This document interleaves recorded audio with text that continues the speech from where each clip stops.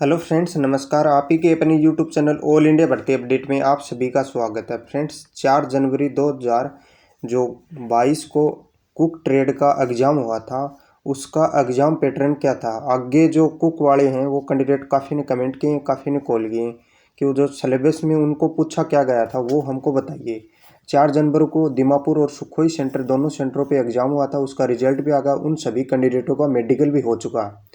तो उनको जो 4 जनवरी को दोनों सेंटरों पे जो पेपर हुआ था वो कैसा पेपर आया था, उस पेपर की पूरी डिटेल से इस वीडियो में जानकारी दूंगा। तो वीडियो में आपको एक तो व्हाट्सएप लिंक और टेलीग्राम ग्रुप का लिंक मैं नीचे डिस्क्रिप्शन में दूंगा, तो वो लिंक ज्वाइन कर लेना, उस पर मैं डाल दूंगा। और मैं वीडियो के थ्रू वीडियो में भी दिखा दूंगा। वीडियो में अच्छी तरह से समझ में नहीं आए तो मैं वो आप ज्वाइन कर लोगे तो उसमें डाल दूंगा, तो आपको पता चल जाएगा कैसा क्या मैटर आया था। मैटर में आप समझोगे कि आप ये क्या बता रहे हो, ये ऐसा थोड़ी होगा।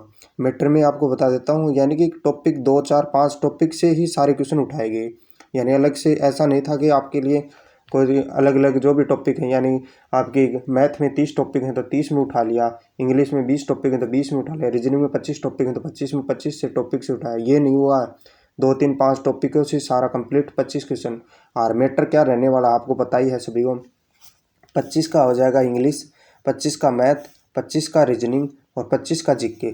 टोटल आपका हो गया 100 क्वेश्चन। तो 100 क्वेश्चन आपके होंगे 100 नंबर के, तो उसमें ही आपका रिजल्ट बनने वाला। ठीक है, तो उसमें जो मेरिट में आ जाएगा 70 रहेगी या 65 रहेगी आपकी मेरिट, वो रह जाएगी। उसमें आपके एनसीसी के 5 नंबर मिलेंगे, आपको बताइए वो चीज़। ठीक है, तो अब बात कर लेते हैं, जो इंग्लिश की बात कर लेते हैं फर्स्ट में, यानी कि ज़्यादा वीडियो बड़ा नहीं हो इसलिए हम फर्स्ट में बात कर लेते हैं इंग्लिश में। इंग्लिश में क्या पूछा गया, तो इंग्लिश में बता देता हूँ। फर्स्ट टॉपिक आपका अपोजिट वर्ड है। अपोजिट वर्ड से क्वेश्चन काफ़ी पूछे गए, यानी इतने भी नहीं। और एक सिंपलेंस वर्ड होते हैं, उनसे भी क्वेश्चन पूछे गए। और ज़्यादा क्वेश्चन कुल 2 टॉपिकों से पूछे गए हैं, उन 2 टॉपिकों की चर्चा करते हैं। तो इनमें फिलिंग इन द ब्लैंक्स जो टॉपिक है इंग्लिश के अंदर 3 नंबर में बता रहा हूँ। इससे ज़्यादा क्वेश्चन आए। एक सिनोनिम्स और सेंटेंस हैं, इनसे क्वेश्चन ज़्यादा है। यानी ये 2 टॉपिक हैं, लास्ट में बता रहा हूँ इंग्लिश में, इन 2 टॉपिकों से ही ज़्यादा बने। यानी 25 नंबर का मैटर बना था, कम से कम भी 15 नंबर का मैटर इन दोनों में आया। ठीक है, आपको समझ में आ गया होगा जो बताइए ये चीज़। इंग्लिश में मैटर आपको समझ में आ गया होगा। अब आ जाते हैं मैथ में। मैथ में आपकी सिंपल आपके सिंप्लीकेशन में आपका गुणा और भाग, ये क्वेश्चन ज़्यादा क्वेश्चन पूछे गए। लगभग बता रहा था 7 से 8 नंबर का मैटर आया था। ठीक है, और फिर आया आपका मेन सोल्यूशन। मेन सोल्यूशन से आपके कम से कम भी ये 8 9 नंबर का मेन सोल्यूशन से। और ज्यामिति, त्रिकोणमिति, ये क्षेत्रमिति आपकी आ गई, आपको पता ही है। ठीक है, ये इनमें जो भी क्वेश्चन है ये कम क्वेश्चन पूछे गए, मेन सोल्यूशन से ज़्यादा क्वेश्चन पूछे गए।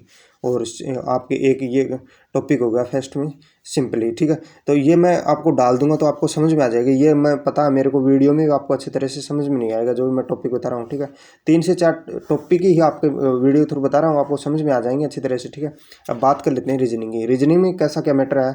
रीजनिंग में आया है सीरीज। सीरीज से क्वेश्चन बने कम से कम 15 नंबर के। तो सीरीज से आप समझो, सीरीज से इतने क्वेश्चन बनेंगे। और वैसे तो बताने वाले तो ये बता रहे हैं कि दिशा और दूरी से भी आया, कई बता रहे हैं आए हैं। एक बता रहा था अनुपात समानुपात से भी आए हैं। और 2 4 क्वेश्चन नए बने हैं। ठीक है, यही क्वेश्चन आया तो सीरीज से क्वेश्चन ज़्यादा बने हैं। ठीक है, ज़्यादातर कहने का मतलब यही है, सीरीज से सबसे ज़्यादा क्वेश्चन आए हैं रीजनिंग में, तो और कुछ भी नहीं है। ठीक है, 3 आपका टॉपिक कंप्लीट हो गए। 3 का मैंने बता दिया आपका सिलेबस क्या क्या क्वेश्चन पूछे गए थे। अब आपको क्या पूछेंगे वो कुछ नहीं पता, आपको नया पूछेंगे या यही मैटर ऐसा ही मैटर पूछेंगे तो कोई दिक्कत नहीं। ये आपको ये तो ज़रूर तैयार करके चले जाना और इससे एडवांस में पढ़ लेना। एडवांस ने इस हिसाब से जो बता रहे हैं उस हिसाब से पढ़ लेना जो मैटर बन रहा है। ठीक है फ्रेंड्स, अब बात कर लेते हैं जीके की।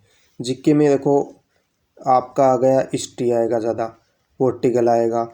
ठीक है, और एक आएगा ज्योग्राफी। नहीं तो कोई स्पोर्ट्स का पूछे जाएगा, नहीं आपका करंट का पूछे जाएगा। ये चीज़ तो देखनी ही नहीं है। ठीक है, आपको नहीं तो करंट का नहीं स्पोर्ट्स का। मेन बात आती है हिस्ट्री और आपकी पॉलिटिकल। देखो 2 3 क्वेश्चन मेरे को बताया उन्होंने। तो एक क्वेश्चन बताया करो या मरो का नारा किसने दिया, तो एक क्वेश्चन ये आ गया गांधी जी के बारे में, यानी कि ये नारा किसने दिया।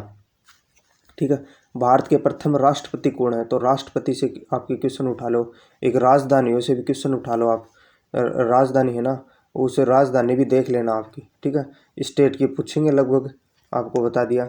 जो भी राजधानी भी देख लेना एक बार, राजधानी से भी आपको। ठीक है फ्रेंड्स, आपको समझ में आ गया जो भी मैंने सिलेबस। यही आपका जीके और जीएस से कोई क्वेश्चन इतने भी नहीं है, नॉर्मली ही जीएस से क्वेश्चन पूछे गए, ज़्यादा वो भी नहीं है। यानी कि जीके में तो कोई तैयारी करने की ज़रूरत नहीं है। मेन बात आती है इंग्लिश, और आप मैथ में देख लेना, और रीजनिंग में भी इतने नहीं है। रीजनिंग में सीरीज से क्वेश्चन वो ही बन रहे हैं इंग्लिश के, यानी ए बी, और बीच में छूट के और नंबरिंग आप वो कम बत्ती होगी, और फिर वो सीरीज वाले यानी कि 5 नंबर आ गया, फिर 15 आ गया, फिर 40 आ गया, उस हिसाब से बीच में एक प्रश्नवाचक का चिन्ह आ गया, वो सीरीज से क्वेश्चन ज़्यादा बने। और ए बी सी उसके उसके बना दिए, और डबल ए बी के बना दिए, ऐसे क्वेश्चन सीरीज से बनाए। ठीक है, आपको समझ में आ गया। 14 मार्च को पेपर होगा, एक तो एक 13 अप्रैल को। 14 मार्च को तो हो जाएगा आपका दीमापुर, ठीक है, और एक होगा आपका 13 अप्रैल को सुखोई, और दीपू के अंदर भी आपका 13 अप्रैल को ही होने वाला, आपको पता ही होगा। जो भी है आपको बता दिया जाएगा।